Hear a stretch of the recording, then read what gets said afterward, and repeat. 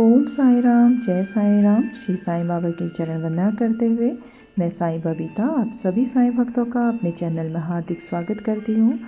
आज फिर से मैं आप सभी साईं भक्तों के लिए बाबा की लीलाएं, बाबा की सुंदर उदी की महिमा लेकर आई हूँ, जो अध्याय 33 से है। इसमें हेमांड पंत जी ने इस अध्याय में बाबा की उदी की महिमा अलग अलग लोगों के साथ जो हुई है वो वर्णन किया है। आज मैं आपको एक लीला सुनाऊंगी, उसके बाद रोज़ आपको इस अध्याय की अलग अलग लीलाएं मैं आपके सामने लेकर आऊँगी। ठीक है। इसमें हेमांड पंत जी ने लिखा है कि आओ पहले हम संतों के चरणों में प्रणाम करें, जिनकी कृपा दृष्टि मात्र से ही समस्त पाप समूह भस्म होकर हमारे आचरण के दोष नष्ट हो जाएंगे। उनसे वार्तालाप करना हमारे लिए शिक्षाप्रद और अति आनंददायक है। वे अपने मन में यह मेरा व तुम्हारा ऐसा कोई भेद नहीं रखते। इस प्रकार के भेदभाव की कल्पना उनके हृदय में कभी भी उत्पन्न नहीं होती।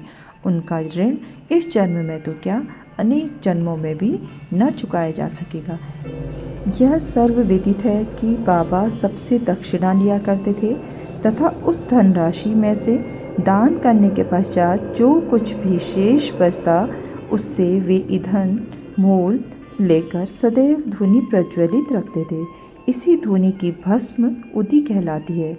भक्तों के शिरडी से प्रस्थान करते समय यह भस्म मुक्त हस्त से उन सभी को वितरित कर दी जाती थी।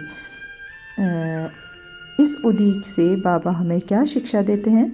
उदी वितरण कर बाबा हमें शिक्षा देते हैं कि इस अंगारे के समान गोचर होने वाले ब्रह्मांड का प्रतिबिंब भस्म के ही समान है। हमारा तन भी ईंधन सदृश ही है, अर्थात पंचभूतादि से निर्मित है, जो कि सांसारिक भोगादि के उपरांत विनाश को प्राप्त होकर भस्म के रूप में परिणत हो जाएगा। भक्तों को इस बात की स्मृति दिलाने के हेतु ही कि अंत में यह देह भस्म सदृश होने वाली है, बाबा उदी वितरण किया करते थे। बाबा इस उदी के द्वारा एक और भी शिक्षा प्रदान करते हैं कि इस संसार में ब्रह्म ही सत्य है और जगत मिथ्या है। इस संसार में वस्तुतः कोई किसी का पिता, पुत्र अथवा स्त्री नहीं। हम जगत में अकेले ही आए हैं और अकेले ही जाएंगे।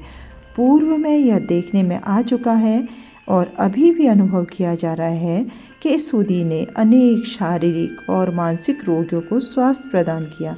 यथार्थ में बाबा तो भक्तों को दक्षिणा और उदी द्वारा सत्य और असत्य में विवेक तथा असत्य के त्याग का सिद्धांत समझाना चाहते थे। इस उदी से वैराग्य और दक्षिणा से त्याग की शिक्षा मिलती है। इन दोनों के अभाव में इस माया रूपी भवसागर को पार करना कठिन है। इसीलिए बाबा दूसरे के भोग स्वयं भोग कर दक्षिणा स्वीकार कर लिया करते थे। जब भक्तगण विदा लेते तब वे प्रसाद के रूप में उदी देकर और कुछ उनके मस्तक पर लगाकर अपना वरद हस्त उनके मस्तक पर रखते थे। जब बाबा प्रसन्नचित होते तब वे प्रेम पूर्वक गीत गाया करते थे। ऐसा ही एक भजन उदी के संबंध में है। भजन के बोल हैं, रमते राम आओ जी उदिया की गोनिया लाओ जी। बाबा यह शुद्ध और मधुर स्वर में गाते थे। यह सब तो उदी के आध्यात्मिक प्रभाव के संबंध में हुआ, परंतु उसमें भौतिक प्रभाव भी था, जिससे भक्तों को स्वास्थ्य, समृद्धि, चिंता मुक्ति एवं अनेक सांसारिक लाभ प्राप्त हुए। इसीलिए उदी हमें आध्यात्मिक और सांसारिक लाभ पहुंचाती है। अब हम उदी की कथाएं प्रारंभ करते हैं। पहली कथा जो है वो है बिच्छू का डंक। इसे ध्यानपूर्वक सुनिएगा, क्योंकि देखिए आप अगर पूरी बाबा की लीलाओं को ध्यानपूर्वक सुनते हैं ना, श्रवण करते हैं, यदि आप पहले तो आपको साईं सच्चरित्र जरूर पढ़ना चाहिए, लेकिन अगर नहीं पढ़ा और आप केवल अपने काम पे जाते हुए चलते चलते भी अगर आप ये सब सुन लेंगे ना, तो इसका भी आपको उतना ही लाभ मिलेगा, है ना। बाबा की उतनी ही कृपा आपको प्राप्त होगी। ध्यानपूर्वक सुनिए, इससे आपका विश्वास दृढ़ होगा और ईश्वर हमेशा आपके साथ ही आप बाबा को महसूस करोगे। ईश्वर हमेशा आपके साथ ही रहेंगे। ठीक है। आज अभी का जो है पहली लीला जो है वो है बिच्छू का डंक। नासिक के श्री नारायण मोतीराम जानी बाबा के परम भक्त थे। वे बाबा के अन्य भक्त रामचंद्र वामन मोडक के अधीन काम करते थे। एक बार वे अपनी माता के साथ शिरडी गए तथा बाबा के दर्शन का लाभ उठाया। तब बाबा ने उनकी माँ से कहा कि अब तुम्हारे पुत्र को नौकरी छोड़कर स्वतंत्र व्यवसाय करना चाहिए। कुछ दिनों के बाद बाबा के वचन सत्य निकले। नारायण जानी ने नौकरी छोड़कर एक उपाहार गृह आनंदाश्रम चलाना प्रारंभ कर दिया, जो अच्छी तरह चलने लगा। एक बार नारायण राव के एक मित्र को बिच्छू ने काट लिया, जिससे उसे असहनीय पीड़ा होने लगी। ऐसे प्रसंगों में उदी तो रामबाण प्रसिद्ध ही है। काटने के स्थान पर केवल उसे लगा ही तो देना है।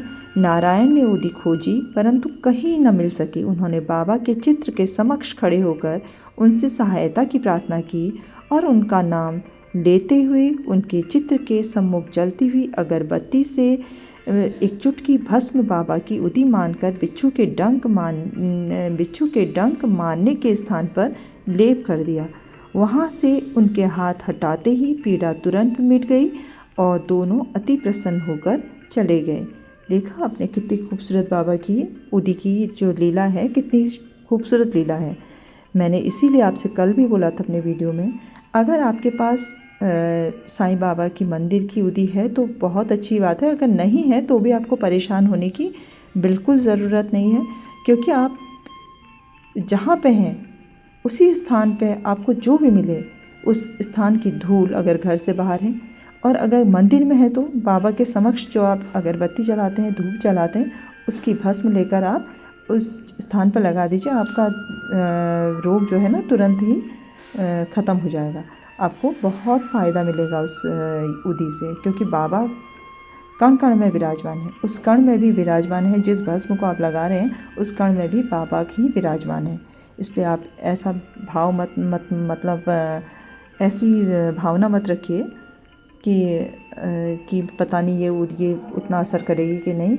ये आपके भाव पे निर्भर करता है। आपका विश्वास जितना दृढ़ होगा उस चीज़ का महत्व, उस चीज़ का लाभ आपको उतना ही ज़्यादा मिलेगा, है ना। उस उदी का लाभ आपको उतना ही ज़्यादा मिलेगा। और आज के लिए इतना ही। आपको ये लीला कैसी लगी प्लीज़ मुझे कमेंट करके ज़रूर बताइएगा।